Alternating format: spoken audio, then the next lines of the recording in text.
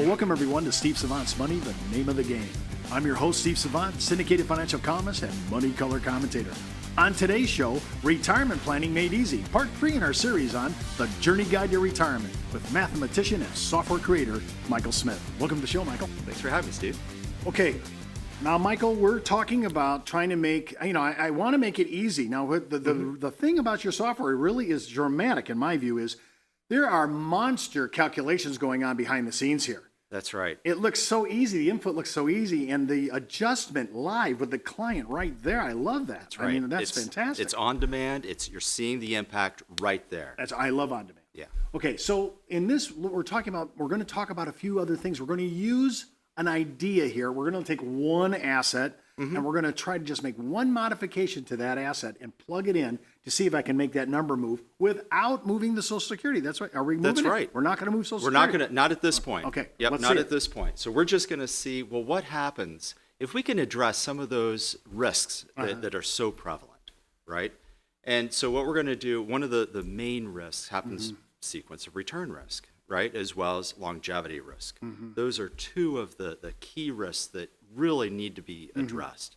So what we're going to do is we're actually going to look to see, can we increase the guaranteed income, that guaranteed amount that the client can actually receive for the rest of their life.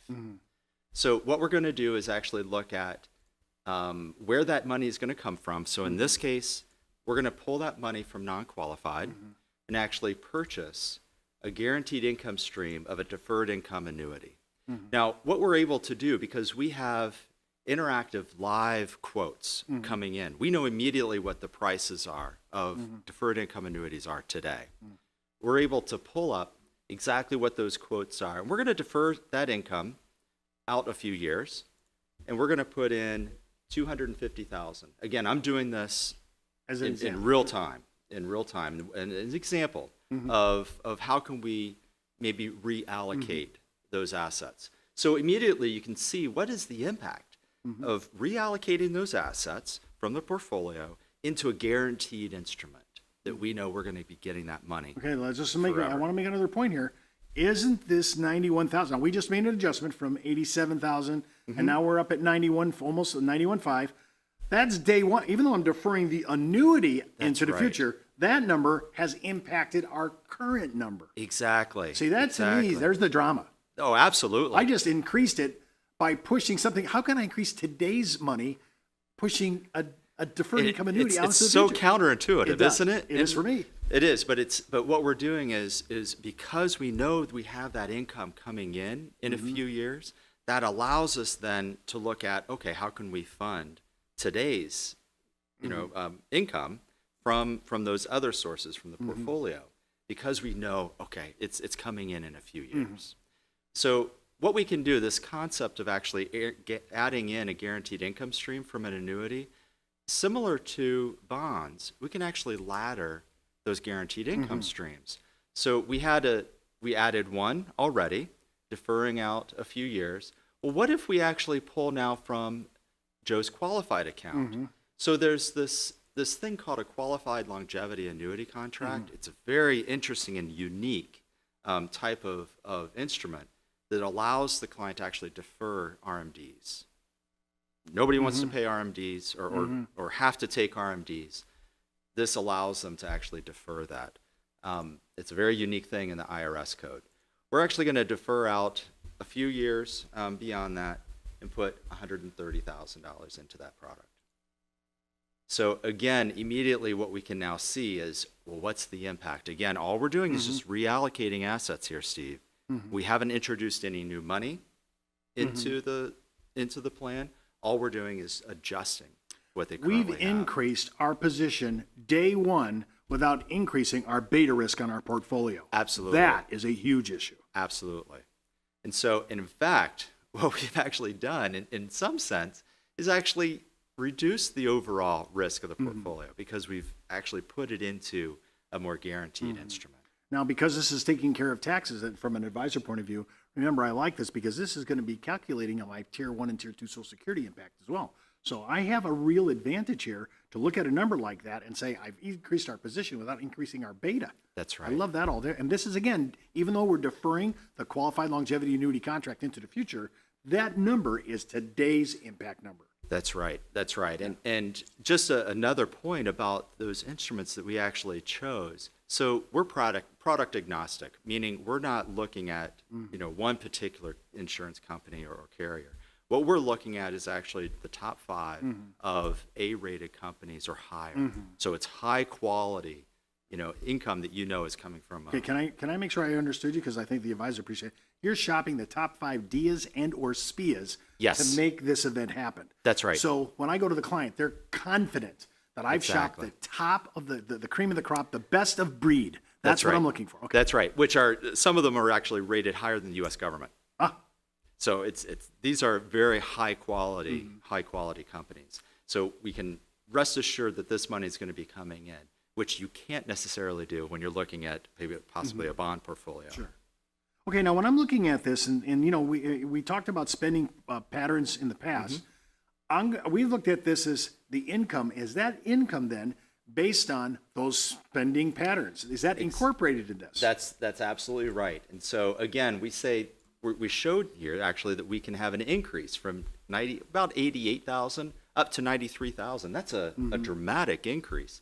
Well, we can actually see, if you remember in one of the previous sessions, we actually were able to see that cash flow.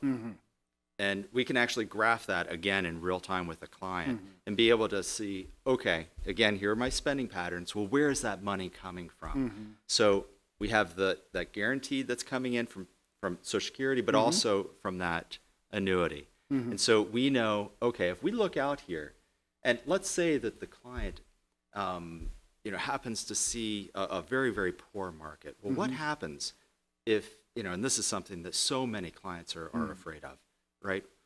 What happens if markets don't perform the way that I would want them to? Am I going to run out of money? Well, when we get out here to the mid 80s and hitting into their 90s, if they run out of assets, if markets actually are on the wrong side of them, they still have that income coming in. And you can see, Steve, graphically what that impact is. They're going to have the income from Social Security as well as the annuity making up almost 3/4 of that income. Now, for you advisors, and I do a consumer show, I'm telling you, when people see a graph like this and they look at the guaranteed Social Security income and the guarantee coming from SPIAs or DIAs, one of the big thrills is they can say, well, if I wanted to guarantee that for my essential spending and my discretionary spending, I could buy more of the annuity to cover both. And I can't tell you, that is the sale today in retirement cash flow. I love that you've incorporated the expense loads. And so they're going to make that call because, hey, could I move that guarantee up? Oh, we see this so often, Steve, because what happens is as you're interacting with the client and the client says, okay, I love this. I love being able to see that I'm going to have that income stream. But if they're even more conservative, and after seeing this, they decide, okay, I'd really like to have some of that income even start sooner. Immediately, we can go back and make that change. So it allows the advisor to have that interactive, dialogue with the client in real time instead of having to go back, run another plan, and see, okay, well, what is this going to look like? This is why I like JourneyGuide, because this is doing something that every single client understands. Monthly cash flow. That's what I'm after. That's right. It's not about asset accumulation any longer. It's about monthly cash flow, and I want to guarantee my discretionary as well as my essential spending. Exactly. Okay, so now when we're looking at these, and again, I could say again, none of this is, and I say this, it has nothing to do with the software. It has everything to do with, we're not including any market changes. We're trying to get to some number, and I think the number we used in the first segment was 5%, right? We're not looking at something big here. That's right. That's right. So listen, any maneuver, any change in the market from a risk point of view from 5% down is going to impact that number. That's right. That's right. Now, and we'll talk a bit about this in another segment, exactly what the impact could be in terms of either poor markets or good markets. But it's so essential to be able to put this all in perspective with the client, right? Because these are not simple concepts when we're talking about sequence of return risk or even longevity risk.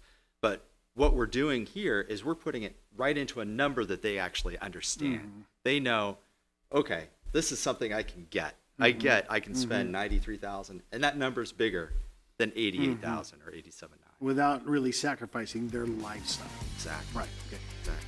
Listen, don't forget to watch our next segment on comparing retirement plans at a glance, part 4 in our series on the Journey Guide to Retirement. And keep in mind, before moving forward with any of the ideas on our show, always check with your tax consultant, legal counsel, or your financial advisor.